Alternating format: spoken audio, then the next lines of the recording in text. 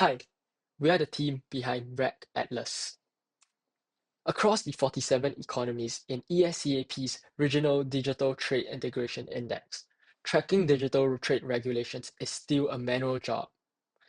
An ESCAP researcher opens government portals one by one, downloads PDFs, many scanned, some in Thai, Chinese, or Bahasa, reads each law article by article, and maps the relevant provisions to the RDTII framework by hand. That process takes months, and by the time the index is updated, the laws have moved on. Three things make this hard for automation. Firstly, the source material is hostile. Government portals deploy anti-bot defenses and JavaScript rendering. Many laws only exist as scanned PDFs with inconsistent layouts. Second, the reasoning is multi-hop. Understanding cross-border data transfer rules in Thailand's PDPA means tracing the act, its subsidiary regulations, and comparable provisions in adjacent jurisdictions.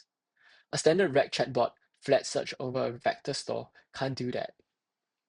Third, accuracy is non-negotiable. A commercial chatbot that hallucinates a citation in policy brief is worse than no tool at all.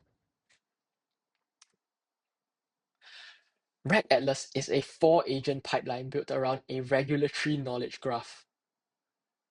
Agent 1, the crawler, uses Playwright to navigate official government portals and downloads primary sources.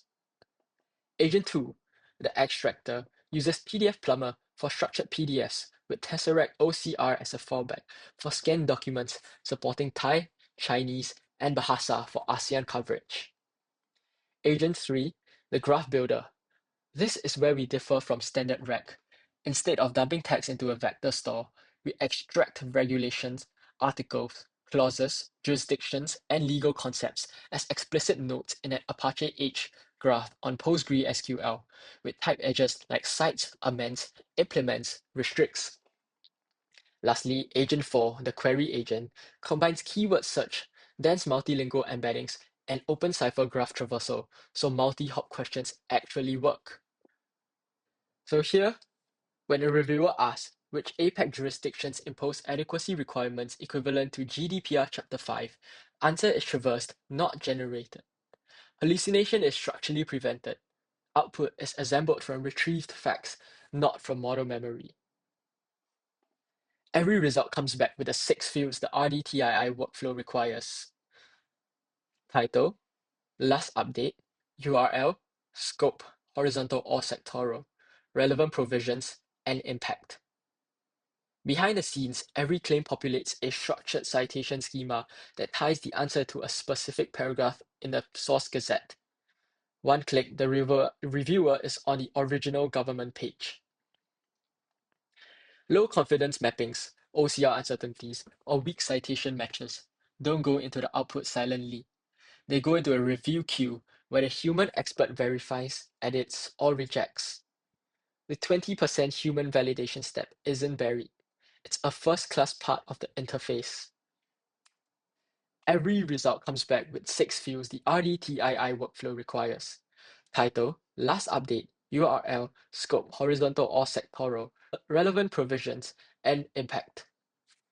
Behind the scenes, every claim populates a structured citation schema that ties the answer to a specific paragraph in the source gazette. One click, the reviewer is on the original government page. Low confidence mappings, OCR uncertainty, or weak citation matches don't go into the output silently. They go into a review queue where the human experts verifies, edits, or rejects. The 20% human validation step here isn't buried, but rather a first-class part of the interface. Our MVP covers 4 flagship Asia-Pacific data protection regimes: Singapore PDPA, Thailand PDPA, India DPDP, and China PIPL, fully mapped against pillars 6 and 7 at article level. The goal here is simple. We turn months of manual regulatory tracking into minutes of verified cited output, released open source under the Apache License 2.0 to ESCAP, OECD, and the broader digital trade research community. Thank you for your time.